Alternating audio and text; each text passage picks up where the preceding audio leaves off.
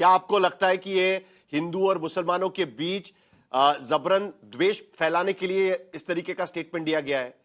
जो आमतौर पर मामले लगाए जाते हैं, आपने देखा होगा घुसखोर पंडित को लेकर किस तरीके से मामला दर्ज हुआ है। अभी आपकी सरकार है वहां पर। देखिए वहाँ पे एफआईआर हुआ है, वहाँ की सरकार का कितना जुरिडिक्शन है, वहाँ के कानूनविद या पुलिस अधिकारी बताएंगे, कार्रवाई करेंगे। लेकिन मैं सिर्फ एक बात कह रहा हूँ कि यह जो बीजेपी है, इसके आदर्श कौन है आज के तारीख में? इसके आदर्श असम के मुख्यमंत्री, दिल्ली के मुख्यमंत्री, उत्तराखंड के मुख्यमंत्री, यूपी के मुख्यमंत्री, एक कौन डिग्री दुबे जी हैं, एक कोई गोली मारो ठाकुर साहब हैं। इन लोग की भाषा देख लीजिए, इन लोग को सबको संरक्षण दिया जाता है।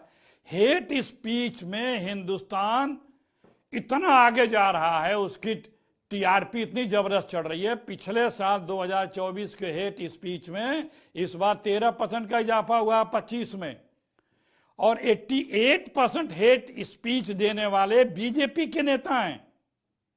उसमें कई मुख्यमंत्री, हमारे आदरणीय माननीय लोग भी, प्रधान पीएम साहब और एचएम साहब और तमाम लोग हैं। संगीत रागी पूरी पार्टी इसी पे अटकी पड़ी है, उसके पास कोई और काम नहीं है। घुसपैठिए की बात करते हैं तो घुसपैठ को रोकना किसके? एक सेकंड और मुझे प्रमोद स्वामी पहले कुछ बोलना चाहते हैं, बीजेपी से जवाब आने दीजिए। प्रमोद स्वामी आप जवाब दीजिए, उसके बाद 2 सेकंड मैं बात अपनी पूरी कर लूं। मुझे अगर आप 2 सेकंड देते हो साहिल जी, मुझे चलिए 2 सेकंड में आपकी बात खत्म करिए, उसके बाद प्रमोद स्वामी जवाब देंगे। देखिए जी, जो लोग पिछले जहां चुनाव आता घुसपैठ आती है, अभी दिल्ली में आए चुनाव घुसपैठी आया, बिहार में आया घुसपैठी आया, बंगाल में घुसपैठी, आसाम में घुसपैठी। अरे ऐसा निकम्मा देश का गृह मंत्री क्यों बना रखे हो भाई, जो रोजाना घुसपैठ हो रही है? 2 घुसपैठियां पकड़ के बाहर नहीं किए 11 साल में। इनको ऐसा निकम्मा प्रमोद स्वामी जवाब दीजिए। गृह मंत्री रहेगा तो इन्होंने कुछ विचारधारा की बात की, इन्होंने विचारधारा की बात की।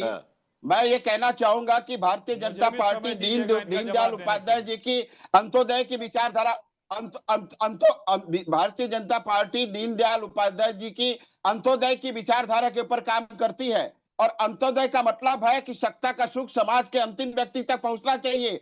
आपकी पार्टी की तरह एक परिवार की गुलामी की विचारधारा हमारी नहीं है। हमारा आइडिया ऑफ इंडिया है वो एकम सत्य विप्रा बहुधा वदंती का है। हमारा आइडिया ऑफ इंडिया है justice to all appeasement of none का है। हमारा आइडिया ऑफ इंडिया है। लेकिन इस तरीके के वीडियो से जस्टिस फॉर ऑल कैसे मिलेगा? मुंबई में यहाँ पर आरएसएस चीफ मोहन भागवत भाषण दे रहे थे, वो भाषण में अटेंड करके आया हूं, उसमें सलमान खान बैठे हुए थे, उसमें तमाम अदनान सामी वहां पर बैठे हुए थे। वहां पर तो वो कह रहे थे कि भाई सबको साथ में लेकर चलना चाहिए।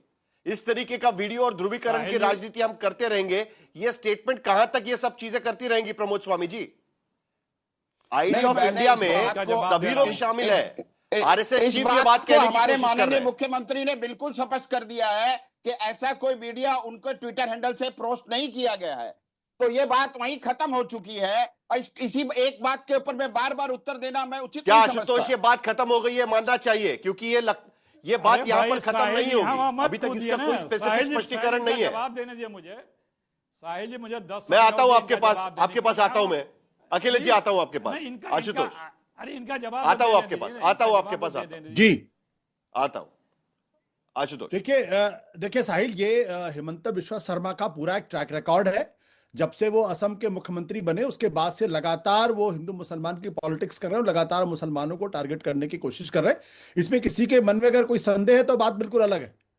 और लेकिन इस वीडियो में एक चीज जो मैं जरूर कहना चाहूंगा कि ये वीडियो चूंकि मुख्यमंत्री के अपने ट्विटर हैंडल से नहीं रिलीज हुआ है और भारतीय जनता पार्टी ने इसको डिलीट कर दिया है, तो मैं ये उम्मीद करता हूं कि एक ऐसा वीडियो है जो दरअसल असम की जो कम्युनल हार्मनी है उसको पूरी तरीके से नुकसान पहुंचा रहा है, डेंजरस है अपने आप में। तो क्या हिमंता बिश्वा शर्मा के नेतृत्व वाली सरकार इस बात की जांच पड़ताल करेगी कि ऐसा खतरनाक वीडियो किन लोगों ने बनाया और किसने भारतीय जनता पार्टी के राज्य के हैंडल से इसको ट्वीट किया, और क्या उस व्यक्ति को गिरफ्तार किया जाएगा, गिरफ्तार नहीं किया जाएगा? असल सवाल इसी बात को लेकर। मैं मानता हूं जो प्रमोद स्वामी जी ने कहा कि हो सकता है मुख्यमंत्री जी ने ना देखा हो, लेकिन राज्य के मुख्यमंत्री होने के नाते जिन्होंने संविधान की शपथ ली है कि ना तो हिंदू न मुसलमान के बीच में किसी तरीके का कोई भेदभाव नहीं करेंगे, और अगर अगर कोई उनकी छवि अगर को वीडियो नष्ट गलत करने है का प्रमोद काम, स्वामी, तो क्या जांच की जाएगी? क्योंकि जवाब तो मुख्यमंत्री को देना पड़ रहा है, यहां पर बीजेपी के लीडरशिप को जवाब देना पड़ रहा है। और वो वीडियो तब पोस्ट हुआ है जब प्रधानमंत्री मलेशिया में है, एक मुस्लिम बहुल राष्ट्र में वहां पर है, वहां के प्रधानमंत्री के साथ देश के लिए समझौता कर रहे हैं, और उस वक्त असम से ये वीडियो पोस्ट किया जाता है बीजेपी से। साहिल भाई, जब कांग्रेस के ऑफिशियल अकाउंट से जब प्रधानमंत्री का सिर कटा पोस्टर जारी किया था, तो उसमें क्या किसी की गिरफ्तारी की गई थी क्या? इस बात का जवाब आशुतोष मुझको दे दे आशुतोष इस बात का जवाब। देखिए प्रमोद जी, साहिल, देखिए जो बात मैं कहना नहीं चाहता था वो बात प्रमोद स्वामी जी ने कह दी। इसका मतलब स्पष्ट है कि इस पूरे मामले की जांच पड़ताल नहीं होगी। आप कितना भी भड़काऊ भाषण असम के अंदर दे दीजिए, कितना भी भड़काऊ आप ट्वीट कर दीजिए, कितना भी भड़काऊ कर दीजिए, ये सवाल एक मिनट प्रमोद जी सॉरी, आपके बीच में मैंने नहीं बोला, मुझे लगता है कि आप बड़े सज्जन आदमी हैं, पहली बार आपसे मुलाकात हो रही है। ठीक है। महत्वपूर्ण सवाल क्या है कि इस वीडियो के माध्यम से न केवल मुख्यमंत्री हिमंता बिस्वा शर्मा की छवि को राष्ट्रीय और अंतर्राष्ट्रीय स्तर पर मलाइन करने की कोशिश की जा रही है, बल्कि उनके अपने ही राज्य में हिंदू और मुसलमान के बीच में नफरत का वातावरण पैदा करने की कोशिश की जा रही है। दोनों ही स्तर पे इसकी कायदे से संविधान की शपथ खाने वाले मुख्यमंत्री को जांच करानी चाहिए, और जो लोग उसके पीछे उनको गिरफ्तार किया जाना चाहिए। अगर कांग्रेस गलती करती है, इसका मतलब यह नहीं है कि भारतीय जनता पार्टी के मुख्यमंत्री भी गलती करेंगे। मैं मानता हूं कि हिमंता बिस्वा शर्मा न्यायप्रिय आदमी है और वो न्यायप्रियता करेंगे, और जो भी आदमी जिसने वीडियो बनाया उसको गिरफ्तार करके सलाखों के पीछे भेजेंगे। अगर नहीं भेजते हैं तो संविधान की क्या लोकतंत्र में इस तरीके के वीडियोस की कोई जगह है सोशल मीडिया पर पोस्ट के? कांग्रेस ने जो सोशल मीडिया का ट्वीट किया था, सिर कटा एक फोटो डाला हुआ था, उस पर भी काफी चर्चा हुई, उसकी भी उतनी ही निंदा की गई थी। क्या आपको लगता है किसी भी तरीके से एक मुख्यमंत्री के नाते उसका इस तरीके से वीडियो आना, एक संवैधानिक पद पर बैठे हुए व्यक्ति के नाते इस तरीके से वीडियो आना, और उसके साथ साथ कम्युनल हार्मोनी के नाते किसी भी तरीके से लोकतंत्र में इस तरीके के वीडियो की जगह होनी चाहिए क्या?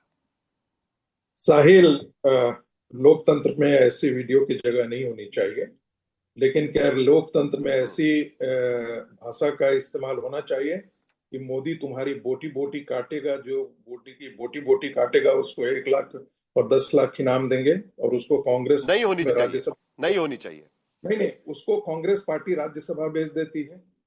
क्या आओ गद्दार दोस्त, ये भाषा क्या एक आदर्श व्यक्ति का हो सकता है?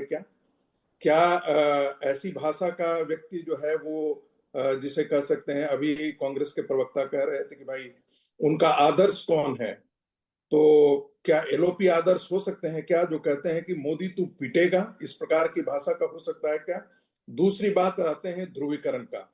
तो इस देश में ये बात सच्चाई है कि कांग्रेस पार्टी 20% मुसलमानों का या 18% मुसलमानों का हमेशा ध्रुवीकरण करती आई है। शाही इमाम के जामा मस्जिद तक जाकर के प्रधानमंत्री मांगा करते थे, भीख मांगा करते थे कि हमको वोट दे दीजिए। भारत के अंदर वेटिकन सिटी, अरे वीडियो में बात करिए ना भाई, प्लीज देखिए, अब असभ्यता मत प्रदर्शन कीजिए, मैं जो बोल रहे हैं वो बोलने दीजिए मुझे। अरे आपसे सवाल आम पूछा जा रहा है, आप अमरूद कह रहे हैं, साहिल ये क्या तरीका है? मैंने साहिल चुप रहा है, उनको मेरी बात सुन लेने दीजिए। इस देश में वेटिकन नहीं, मैं ये कह रहा हूं कि मैं आपका सम्मान करता हूं, लेकिन बात आम पे हो रही है, आप अमरूद पे जा रहे हैं, आप आम पे रहिए ना। अब आपसे हमको अकल नहीं सीखनी है, आपसे मुझे नहीं अकल सीखनी है। आपकी तजुर्बा और मेरा तजुर्बा लगभग एक ही जैसा है, और दोनों हम लोग पढ़ाते लिखाते हैं, तो इसलिए आप ये मुझे मत समझाइए मुझे क्या बोलना है।